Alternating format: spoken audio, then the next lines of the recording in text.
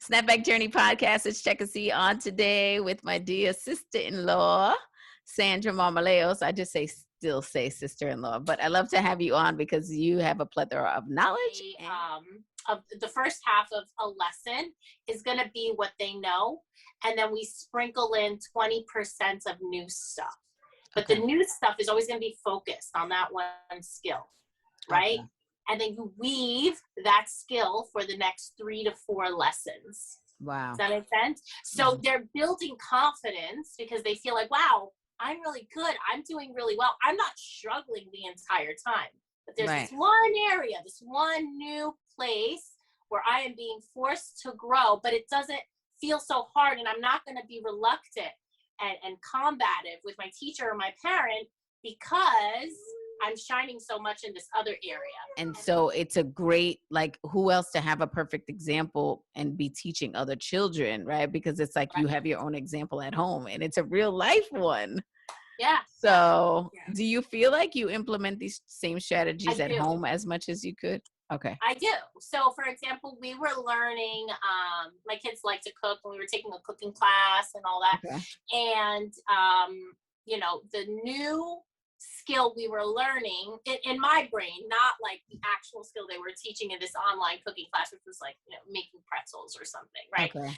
But the new skill within the making pretzel thing was modifying measurements, and that's frustrating. It's it takes a little brain work. Even for me, I'm not a math person. I'm okay with math, right? And also taking the pressure off. Like I said, 5 minutes a night. If you want to do an hour a night, that's fantastic. We all have busy lives, so a little bit every night is much better than trying to cram everything in.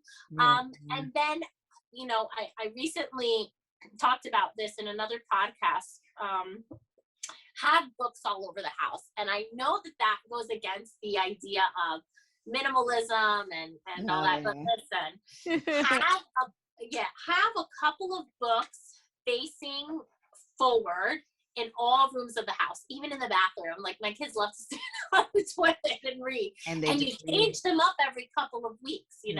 Like I'm, like here and over there. Like you can't have every book facing out, but you put some books facing out, and that the covers, the covers of children's books and of all books really entice children.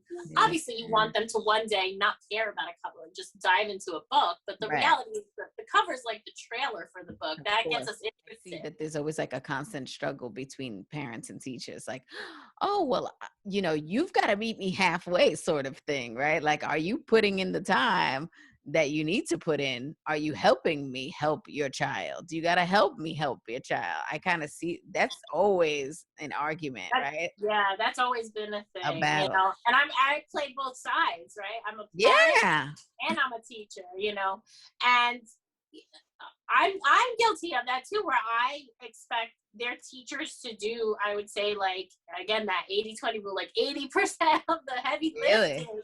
Yeah. And I'm going to do, because, I don't know physics. Right. I mean, I can learn it. I've got a decent background from high school and some in college, but I don't know physics. So I'm going to rely on the teacher. I don't know how to play a saxophone. Right. I'm relying on his teacher for this. That. Yeah. But when he comes home, I'm going to fill in that 20. Did you practice your sax? Right.